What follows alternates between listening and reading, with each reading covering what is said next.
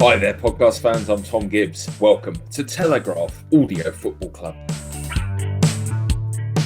It's a big day for Manchester City, the Champions League and legal proceedings against governing bodies. We'll examine the CAS verdict and what it all means. In North London, Mourinho's Tottenham got the better of Arteta's Arsenal. Did Spurs deserve their win? And how do Arsenal fix their permanently shoddy defence? There's sudden intrigue at the bottom of the table on a brilliant weekend for those sides threatened with relegation, but we say goodbye to Norwich, confirming the most inevitable news to come out of Norfolk since the revival of Alan Partridge. Plus, the Sheffield United miracle, why Carlo Ancelotti needs more time, memories of Jack Charlton, and the most dramatic relegation avoidance acts ever.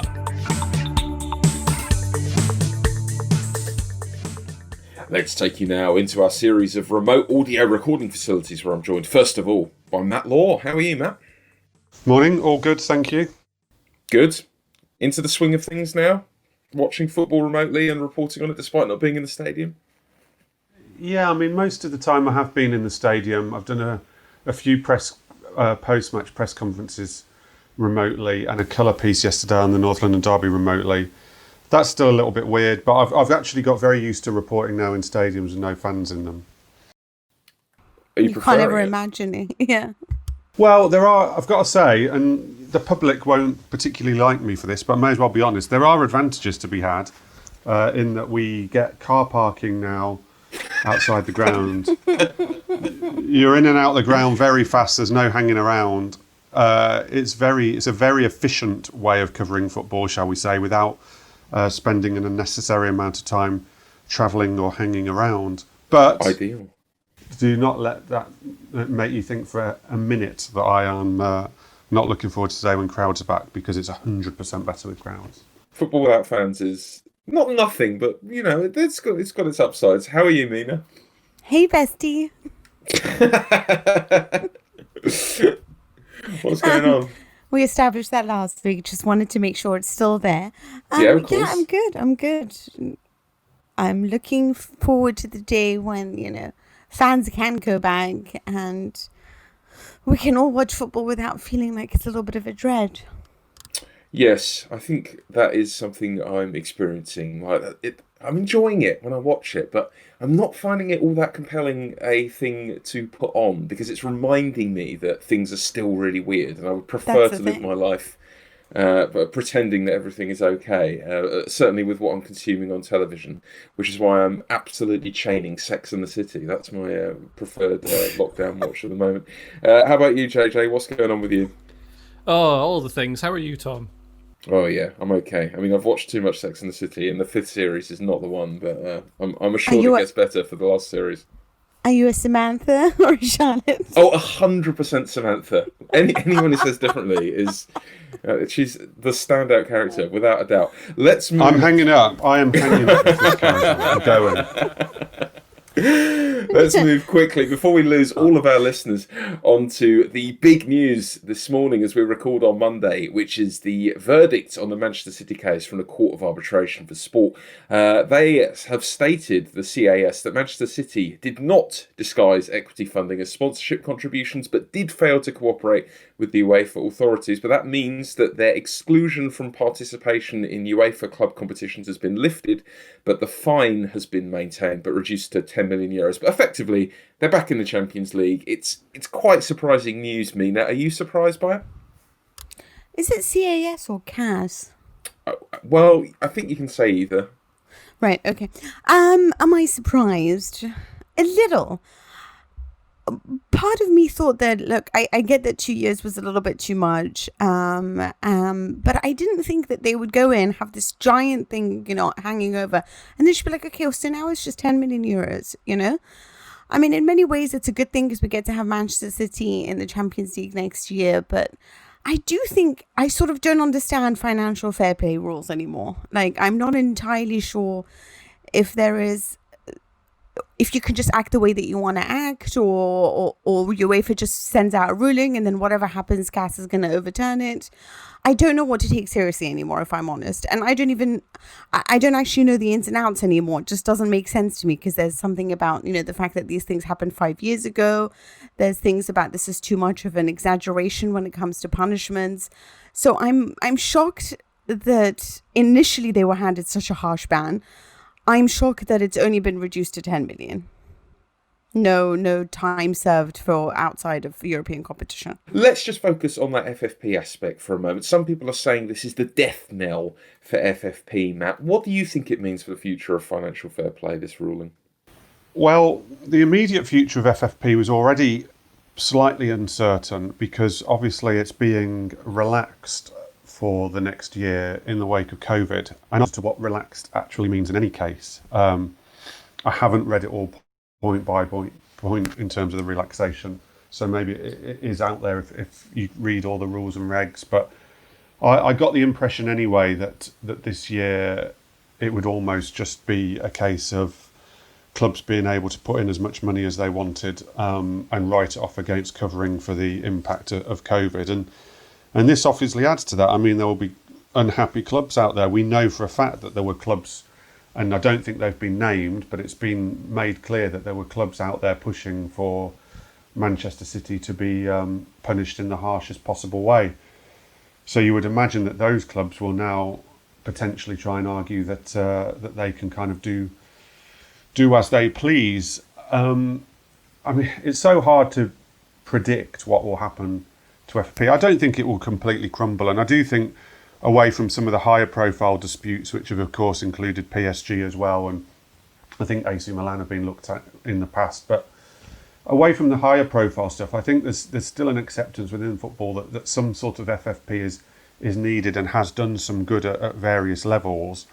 The problem has always been with FFP is that if you have clubs like Manchester City and Paris Saint-Germain, where they have ownerships and owners who can clearly afford, and Chelsea come into this as well, because many people think that FFP was pretty much designed at one stage to try and stop Chelsea.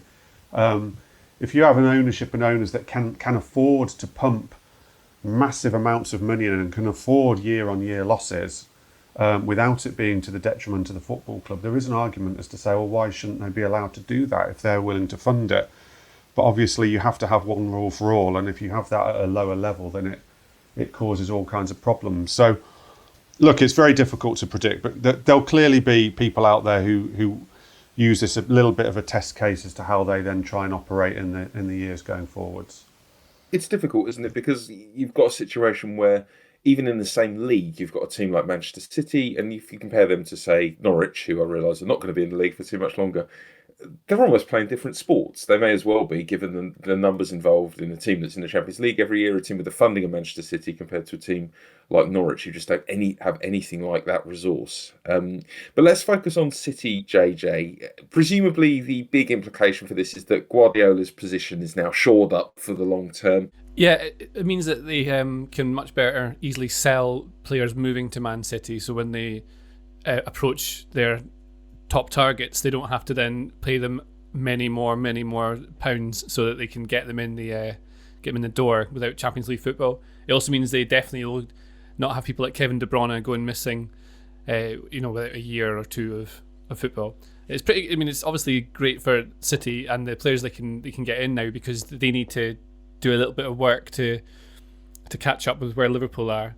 I don't think they're a million miles away, but there's clear places they need to improve, and they're going to have to do it with signings, because they've got youth players coming through, but they're not quite, although like players like Eric Garcia are doing well just now, they clearly need a bit of a step up, because a lot of the older ones at the top of their squad age are just need replaced.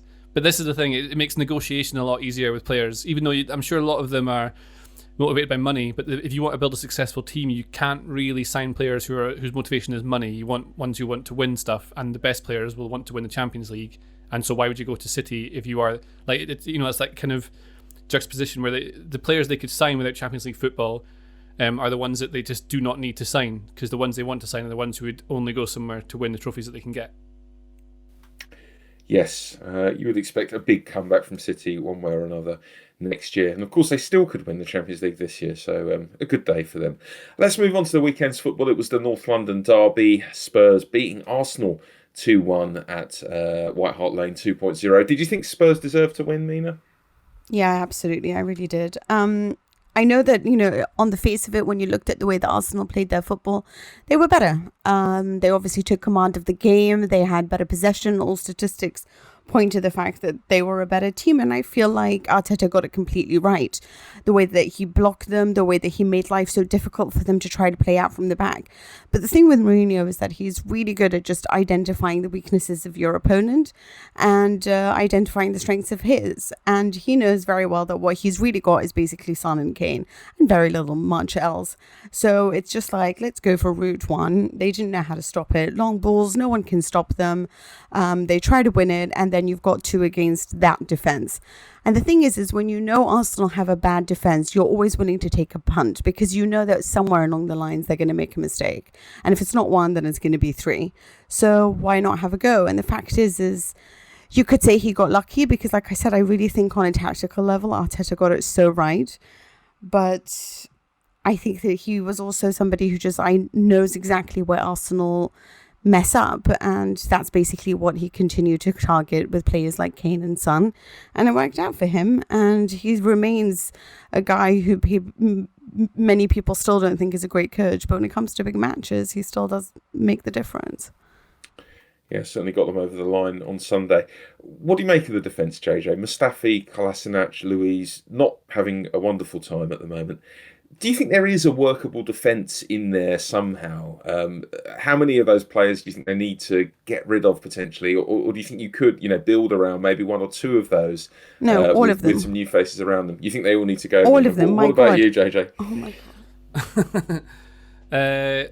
I think that you can see that there's good coaching going on at Arsenal just now, and you can see it in Mustafi, who for about 60 minutes of the game was doing things quite well. Like his body positioning was good when he's defending.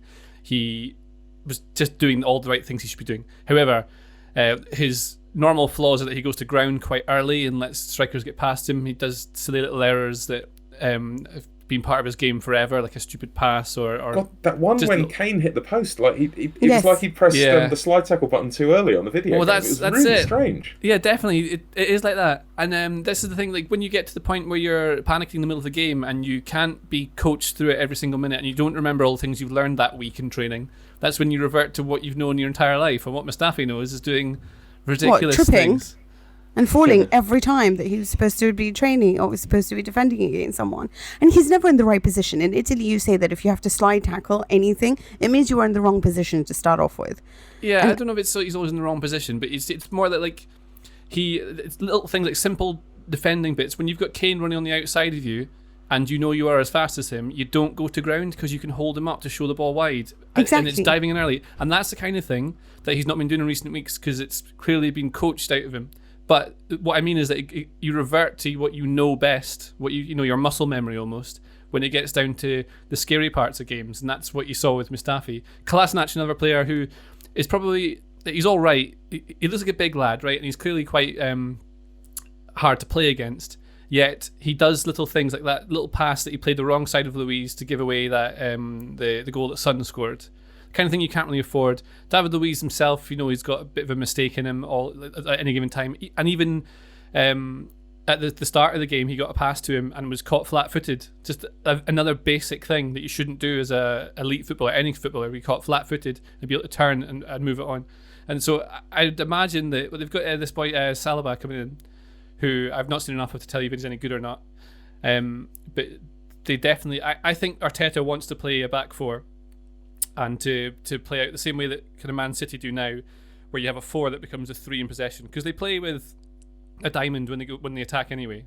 So it's the kind of what he wants to do. But I think he'd like to have 4 defenders so that he can have another, a specialist attacking player in the team, whether it's a midfielder or a striker for next season. And so if Saliba is at the level required and there's anyone else that he can maybe get in, that might work. But then the defense takes time to coach to gel together. So even just buying, if you buy a Van Dijk, sure enough you fix it straight away, but they don't exist. So Yeah, not unless loads of them around, are there? No, exactly. And then, I mean, But there I are don't- some very good defenders out there with a good experience that can Well, who would at you least get then? communicate. But I would go for De Vrij. He's going to be 70, 80 million. You can't just buy that. They don't have the money. So, like, who else are you going to get? It's the thing. Their budget is going to be maximum probably about 30 million odd. So all the ones they would get would probably be too expensive for their age, cost far too much in wages, and do they have the motivation and the mental characteristics that Arteta's trying to bring in? This is the one thing that they need to save up for. So I don't care if he doesn't come next season, then save up for him when he comes next season. It's the one thing that will absolutely revolutionize them. They don't even need a whole set of new defenders. They need one guy who can tell them and communicate with them better at the back, so that you don't have Kolasinac waiting and eating popcorn as he watches how his errors unfold.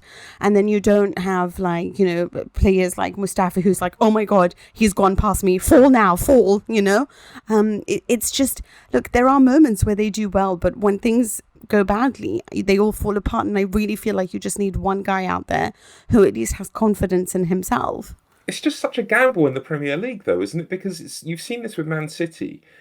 You buy players, you buy defenders especially, who look really, really capable elsewhere. And something about the way the game is here seems to just send them weird. And that these errors creep into their game that presumably the scouts haven't seen in hours and hours of analysing them before they spend millions and millions of pounds on them. I think it's a really tough thing to. Van Dijk is such an unusual example in the Premier League of a defender who has just been more or less faultless all the way. It does seem to do something weird. The one they messed up recently was they should have got Johnny Evans.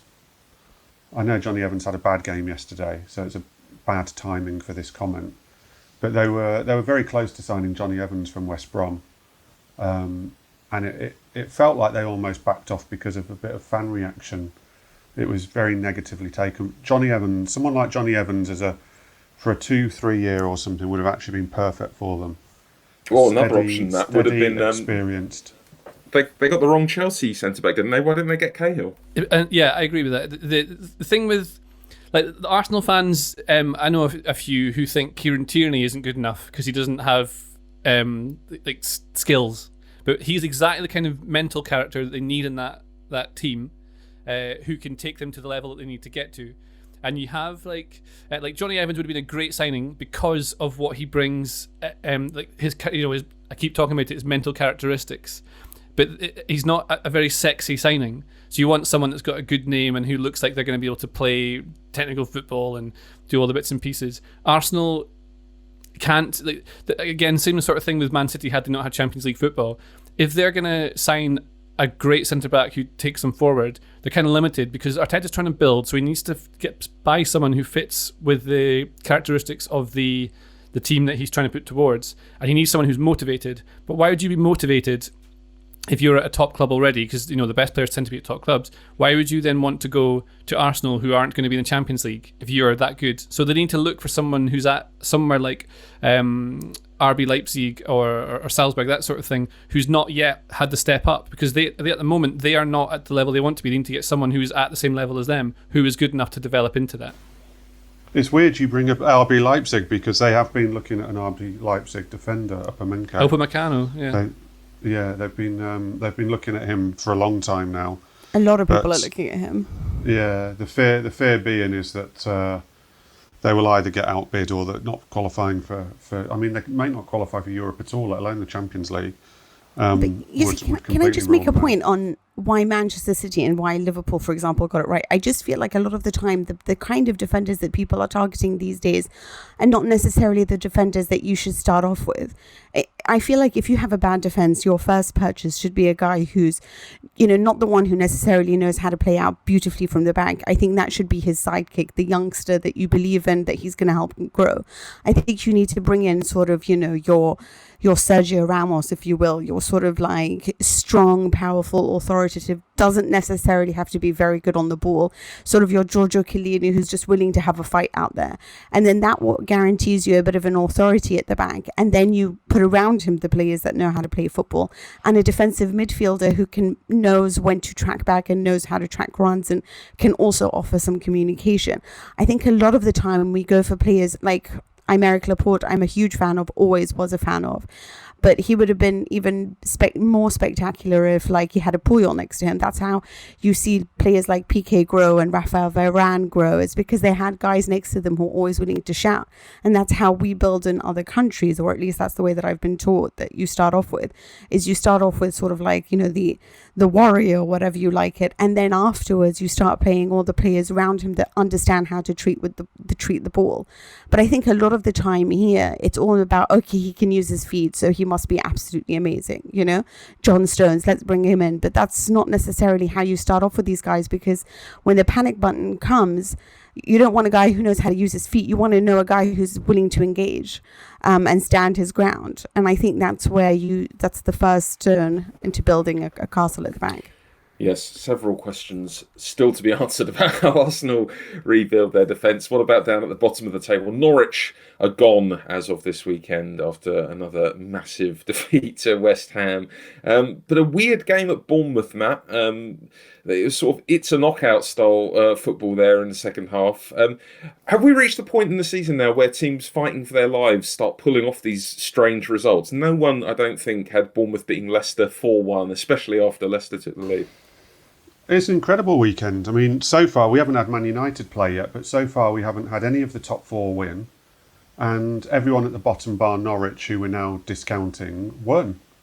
It was an incredible weekend. And all of a sudden, look, I think the bottom three as it is will be the three that go down. Obviously Norwich are down, as we said, but I still think the other two, Villa and Bournemouth, or Bournemouth and Villa, whichever way around they end up, will be the ones that go down. But we suddenly look at least like we've got a fight and a scrap come to life, because before this weekend, I think the only victories down the bottom were teams beating Norwich.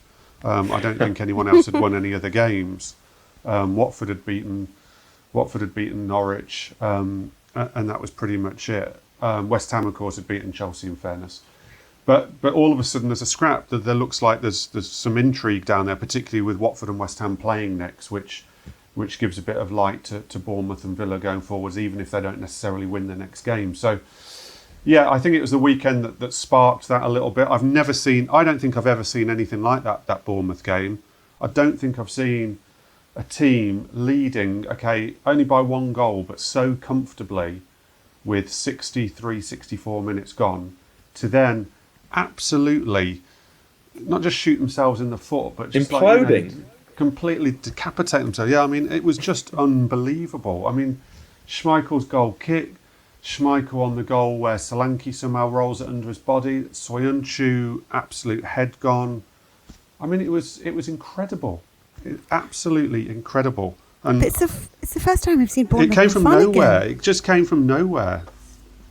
I was live blogging this game. You could see, like, I totally agree that I couldn't believe that the turnaround. That's a proper capitulation from Leicester. They fell apart. But then it's the weird things like that. The Schmeichel kick off who hit hitting Didi on the behind, and then like you can't account for stuff like that. But Bournemouth, like, there was a little tactical change at half time that made a bit of a difference. I think the players really made a bigger difference. Like Gosling came off. Who wasn't playing very well, and Danjuma came off as well. He was absolutely hoarse during the whole game. But Leicester went from, so they were playing this 3-4-1-2 that Rodgers quite likes, and it means you can get both Iheanacho and Vardy in the team together. You use it a lot at Celtic. But Iheanacho came off at half time, and it changed the shape to more of a 3-5-2. So indeed, he dropped to the little back. So rather than having someone in the 10 slot, they had someone in the 6. If that makes sense. So you're changing the triangle. So rather than being a tip at the top, it's down at the bottom. And Bournemouth also changed from a 4-4-2, which they used most of the season, to a 3-5-2 to try and adapt it. And it makes sense when you're playing against two strikers to play three centre backs, because then you've got numerical advantage. And they didn't have control of the midfield at all in the first half. So having three midfielders in there suddenly meant that they were balanced, so they had a bit more about that. Then the mistakes come in, but you see the difference in how they were just playing. So it's not just changing the formation or the shape or whatever. Like, the actual difference comes when you look at things like their passing accuracy went up by quite a few points. It was something like 69%. It went up to 74%. The possession went up from 34 to 53 in the second half. Obviously, they'd having the extra man helped. But the big one for me is that they were suddenly winning all their tackles, like their duels, it's called in Opta stats. So they they won 34% of their duels in the first half. Leicester won 65% of theirs. And in the second half, Bournemouth were up to 54% of winning duels. So, I mean, it's things like aerial battles, 1v1s, 50-50s, that sort of thing. That's what Bournemouth suddenly were just stepping up. And that's not, I mean, Howe's not going like, come on, lads, get into them or anything like that. It's just the players came out onto the pitch and had more about them, that they realised they had to do something. Making it doubly incredible as well was the fact they'd lost Ake. I mean, the minute exactly. Ake, he stops Vardy scoring, because Vardy was going to score a second. He stops Vardy scoring. Leicester are well on top. Ake goes off, and you're just looking at it thinking, this could be anything now.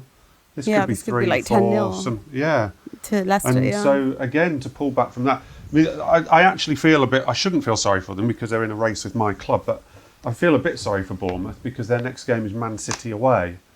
Whereas obviously they'd have been hoping to take the momentum from this into a slightly easier fixture probably. But maybe we're at that stage of the season where we're going to get some mad results. Maybe there's a couple of twists and turns to come. But I also think there's something weird with Leicester not winning away from home since New Year's Day.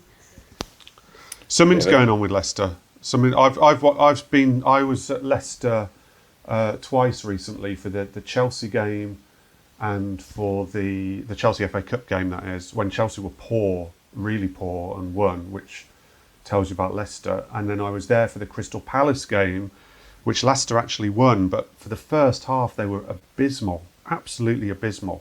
And then Palace fell apart when Leicester got ahead. So something's happened at Leicester. I can't put my finger on it. I don't cover the club close enough to know the ins and outs, but something's happened at Leicester. Something's gone wrong.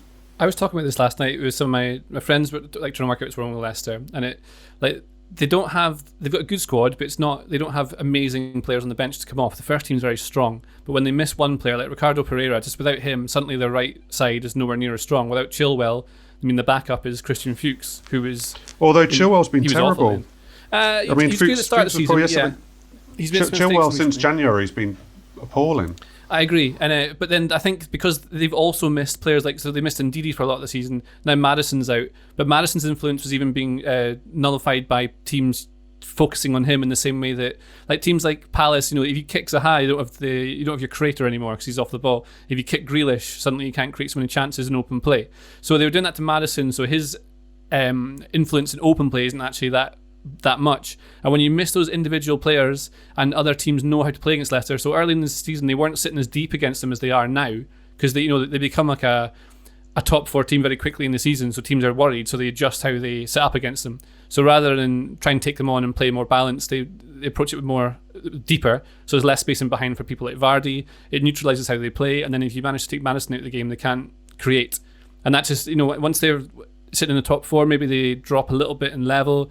It's just little bits and pieces here and there. With a stronger bench, it'd be okay. But the problem now is that all of them are out of form, and it's exactly the wrong time for that to happen. Yeah, it's been a faltering return for Leicester, but life in the relegation battle yet. We're interrupting this podcast to bring you news of another Telegraph show we think you might like.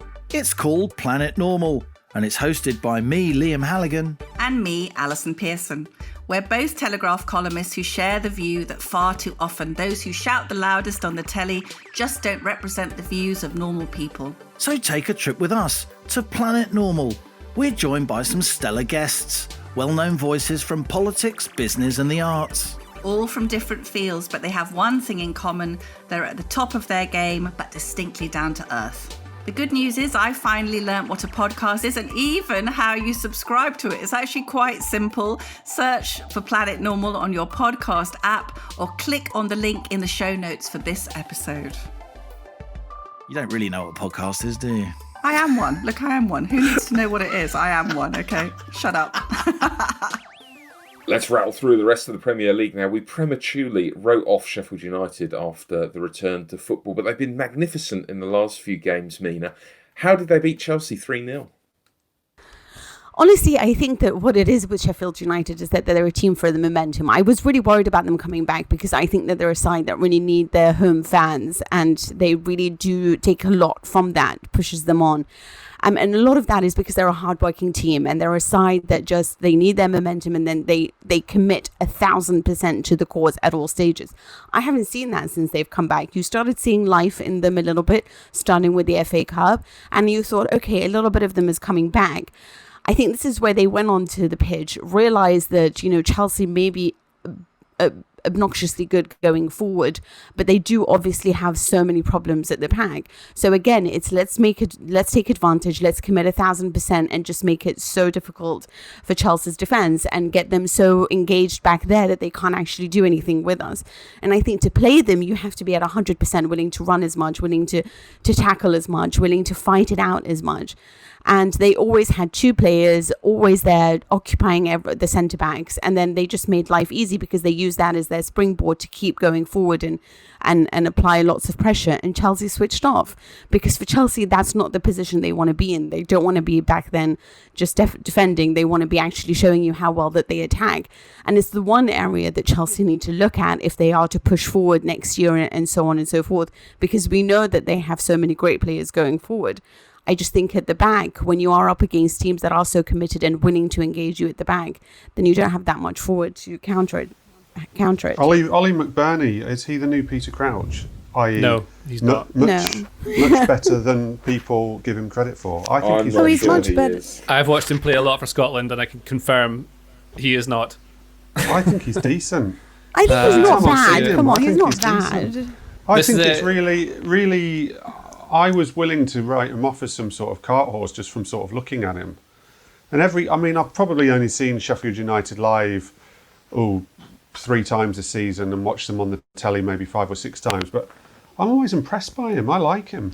Well, the thing with McBurney, right, is he's a striker, but he's not a goal scorer. He's like a link player in the same way that this is weird to compare it, but someone like Jorginho at Chelsea, the way he links the midfield and defence, that's what McBurney essentially does for Sheffield United between midfield and whoever the striker pair is. Because the way they attack is they overload wide areas, tend to get two wide players and an overlapping centre back there, and that's what they did against Chelsea. And it's Pulisic and Willian were particularly guilty of not tracking their men. I think Reece James really struggled with the overloads, which is where Sheffield United got a lot of their joy from. But this is what McBurney is good at, is he gets the ball into feet, he's good at shielding it, and he can lay it off. But he's in front of goal, he's not very good. Like he can't play as a solo striker for Scotland, for example, because he isn't able to play on his own and do everything and provide link. But if he plays with someone next to him, then he can function quite well. It's like some of these players, they look quite good in the team they're in, but if you put them into another team that doesn't function around the exact way they play, it doesn't work. Yeah. I like him. Well, I'm glad. That's nice. So will he be fantastic if you put like Mason Greenwood next to him? I don't know. At the moment. Anyone would be. Okay.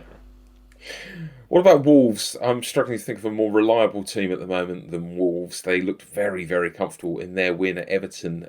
After that, Carlo Ancelotti said that Everton's spirit was unacceptable. Is it too soon to judge his time there, Matt? Or are we beginning to think that it's not actually working out all that well for Ancelotti at Everton? No, I think that's incredibly harsh. Remember where they were when he came in. Everton were in the midst of a relegation battle at one stage this season. They were right down there. They were sort of bottom 3 territory. And I always think it's unfair, particularly in a first part of a managerial reign, where you're almost, by saying that, you're almost judging Ancelotti against what he's already done. So he got into Everton and lifted them straight out of any relegation issues, had them looking at the table, had people talking about can they make a run for Europe, and then it's since tailed away again. But they're obviously in no danger of going down, and they're going to finish somewhere just below mid-table probably. So Ancelotti has actually gone in and done a very good job. The problem is that in terms of judging him, is that his very noticeably good work impacted at the start, and now you end up judging him against that. Look, he hasn't had... it's not his team, and I think it's very clear from a long time listening to him and watching him. I mean, some of his facial expressions, Ancelotti's got great facial expressions, and watching it's just so clear he doesn't fancy a lot of those players. It's so clear he doesn't fancy Gylfi Sigurdsson. Yeah. It's so clear that he basically doesn't fancy the whole midfield, I think, which is a massive problem for Everton. And a few players have obviously surprised him. I think Dominic Calvert-Lewin had surprised him, but again, it's showing now with Calvert-Lewin that you can't. And I love Calvert-Lewin, but you can't rely solely on him for consistently goals, because at best he's a streaky striker goals-wise. So it's not his team. And the difficulty for Ancelotti is, as I do think has happened all across the leagues, virtually apart from Chelsea and Man United, is that Ancelotti will have been looking ahead as this summer being a big summer in terms of turning over that squad, buying and selling players. And he might not be able to do that now. And so it's now difficult and interesting at the same time to see what happens with that squad and whether he can turn it over. Because even if they have, let's say, 50 million in budget to spend and then whatever you can bring in through sales, how you sell a Sigurdsson and people like that now on the wages they'll be on, I don't know. If he had 5 years, he'd make them a good team. Yeah, Yeah, But 5 years. what But Everton needs. I also think quite a lot of money. The thing is that like there's a reason why, and I know that it's harsh, but Ancelotti's always been described as a coach for the big teams, because on one level, although he's had success obviously with teams like Parma, we know that he can do it. He's one of the most intelligent coaches out there. But I do think that on a psychological level, he's not somebody who's going to stand around and motivate you the way that perhaps, you'll get from other coaches who are used to working with smaller clubs and players who perhaps have lower ambitions, let's say. I think that what he has is when you watch Napoli and how much they've grown this season under Gattuso, and it's something that Lorenzo Insigne said, which is a case of Napoli's a team that needs constant motivation. It needs a kick up and basically that's not something we're going to get from Ancelotti, because Ancelotti expects you to come in and already be a professional, because he's worked with so many of them before. He doesn't need to sit around and ask Gattuso and Pirlo to really, rave themselves up for something, or Ronaldo or Ramos. So he's already worked with people that are so professional that he finds it sometimes hard to push teams on when he needs to be the spark that lights them up in a game. And I think this is why he comes across a lot of bad attitudes, like the one that he was talking about yesterday. Because I feel like the way that his career has gone, that part of his development hasn't really been necessary because of the teams that he's worked with. So on a tactical level, he'll always manage to bring out the best. He'll know how to pick out players. I just don't know whether on a small team he can get them geared up to play all these games that they might not find very important. But again, a bit like Crystal Palace are now, I think, again, it's very difficult to draw conclusions. Absolutely, because they've restarted in a situation where they've got nothing to play for. They've restarted. Some of these clubs have restarted the season with no Europe to play for, no relegation to play against. Yeah, but and Southampton no haven't had anything to play for. Southampton have done magnificently. Yeah, I totally accept that. But I'm also just saying, I think making any big judgments on those kind of clubs at the moment is dangerous, just because they've literally got nothing to play for. There'll be a load of that squad who know that the manager moving forwards wants to look at someone else. There's no fans to sort of put that artificial pressure on them. Look, I'm not trying to make excuses for them. They've been dreadful the last few weeks, but I wouldn't be drawing too many conclusions on. No, and you're right. Ancelotti. You're right. It's too early to make conclusions, but this is my fear only from watching what happened there. Yeah, and no. The comments being made by some of their players, that I was like, "Ooh, this could be an issue going forward." We've got more than half an hour into today's episode without mentioning either of the top two. Man City swept away Brighton. Pep Guardiola keeping his players motivated with nothing to play for except a guaranteed spot in the Champions League now, of course. And what about Burnley, JJ? A draw for them at Liverpool. Nick Pope, absolutely superb. Should he be England's number one? Yes, absolutely. Yeah. Yes. We've seen that for a while. Yeah. Jordan Pickford hasn't been very good for a while. He's had his time. I don't know what's happened to him. He's still young, this is the thing, so there's every chance he comes good, but it seems to be that he was... I don't know what the difference is in him. He just is a bit wild now. Maybe he always was. Yeah, Nick Pope, great goalkeeper, good shot stopper, but he's excellent at taking stuff out of the air. I've been really impressed with Burnley this season. Sean Dyche, I really think if he had a job at a bigger club, he'd do something special with them. Like, you see the way they play, they don't just sit deep and invite pressure. Like, they push quite high and they adapt during games. Like, the way they manage games is really clever. And the players have got like players like Brownhill, who was playing for Bristol City, I think, this season, and he's come in and he's doing okay. I don't think he's that good a player, but it works really well in this Burnley team. And Dyche had money, or just time, and he was given any sort of chance at a higher club. I really, really, really think he'd be quite special, because he's done a similar thing to what Klopp did at Liverpool, where you bring in the right characters, and he seems to know how to do that. And that's a sign of a good manager, I think. Like Leicester, if you took on Leicester. Maybe. I mean, he would never get a job at somewhere like Chelsea or that, but I mean, he could be good for a rebuild somewhere. Like, he would have been a good Everton manager as well, if not Ancelotti. Same sort of problem. But he's got a problem with Burnley now, where he's definitely hit his ceiling, and they don't have the cash to really put in to do anything. And some of the players that he's managed to turn into top 10 Premier League players is like, not everyone does that. Yeah. No, he's done a great job. I watched them at West Ham when they beat West Ham in the week, and they were excellent. They were so organised. And Pope's brilliant. Pope's really, really good at the moment. He's the form goalkeeper. The only thing is with the whole England thing is that Southgate does very much go by the fact that if a player has performed for him and not done anything almost to lose his place for England in terms of playing for England, he's pretty loyal to them. And even while England was still sort of playing before all of this shutdown and restart, even while Pickford was having a dodgy time at Everton, he was actually still performing well for England.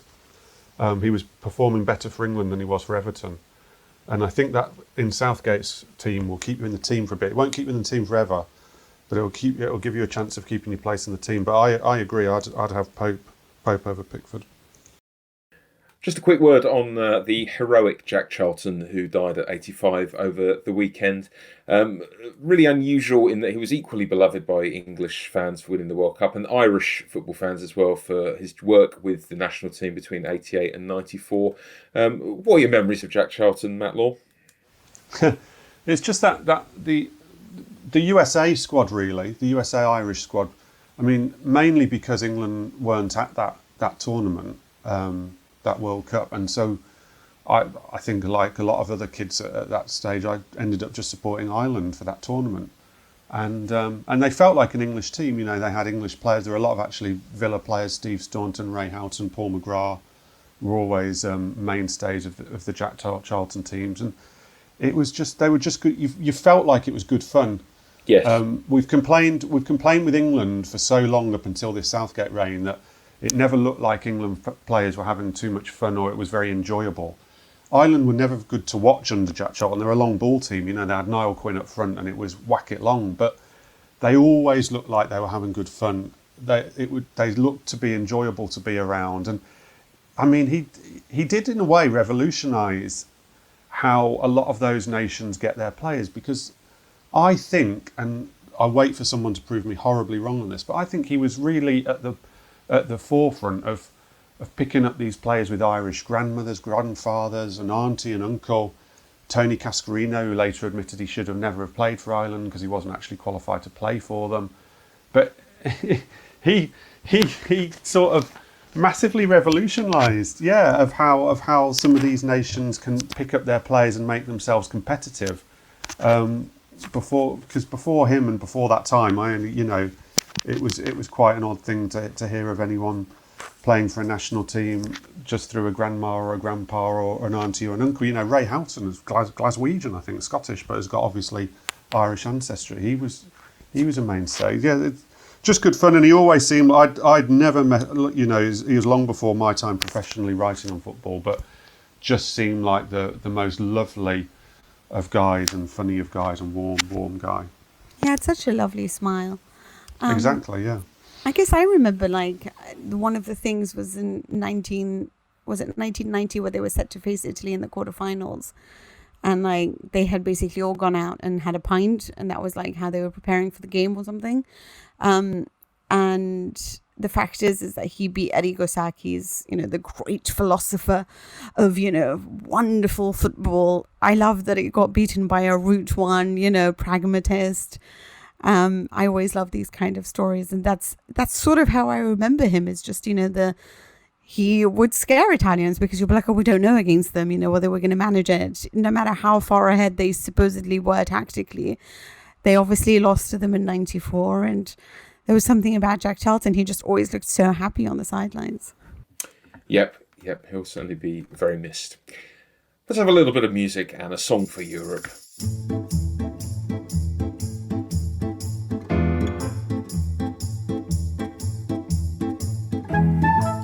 Mina, Juve, lucky, I thought, to draw against Atalanta at the weekend.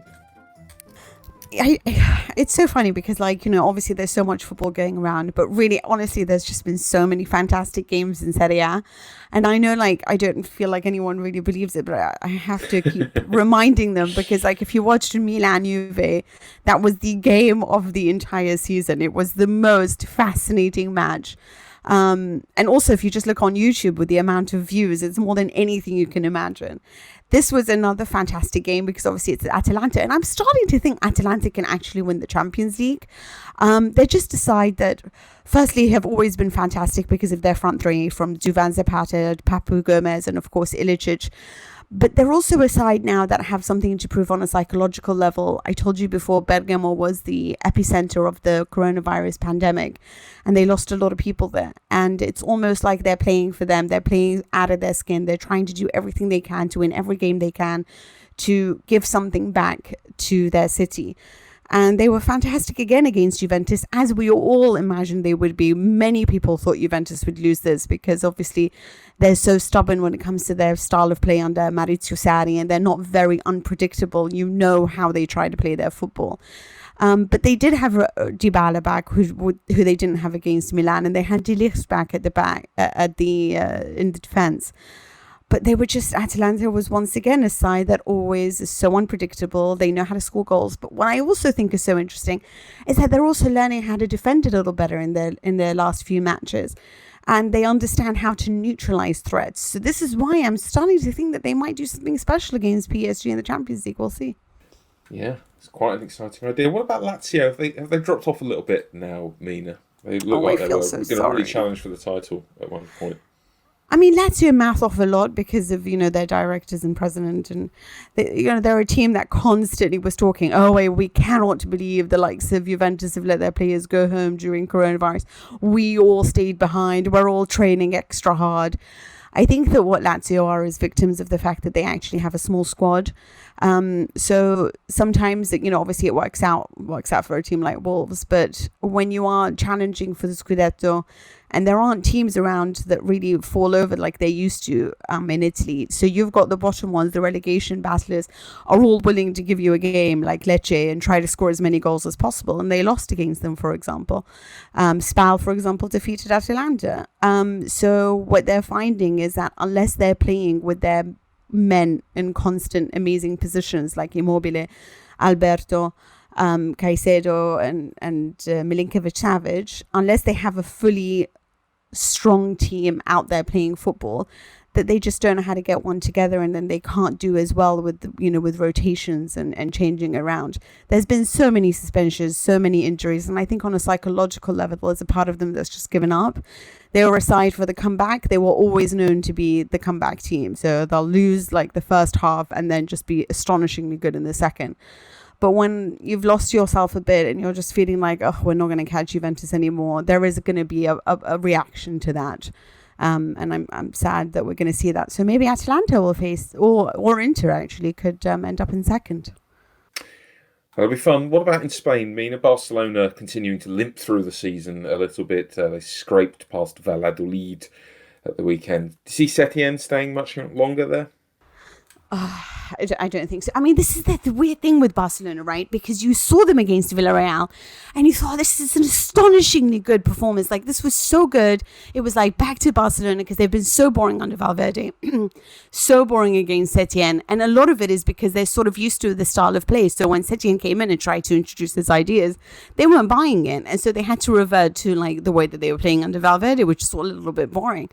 And then you saw them against Villarreal in the sense that Messi was played as sort of as trequartista, which is the man in the hole behind Antoine Griezmann and Luis Suarez. And finally, Griezmann had found his place on the pitch, somewhere he was happy to play in, somewhere where he could offer the full and best version of himself rather than sort of being, shoved into whatever space there was free on the pitch.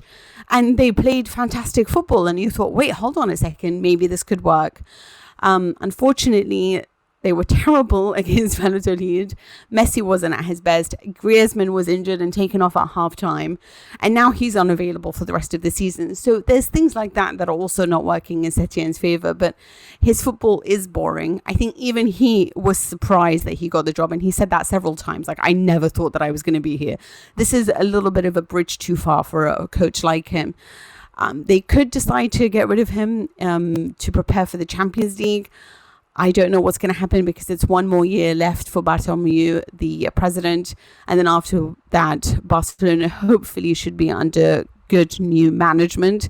And that's when they'll get, Xavi and whatever. But as for Setien, it's like, I'm not even sure who they're going to bring in as who's they're going to bring in this summer. So, or before Champions League. So it's almost like they have to stick with it.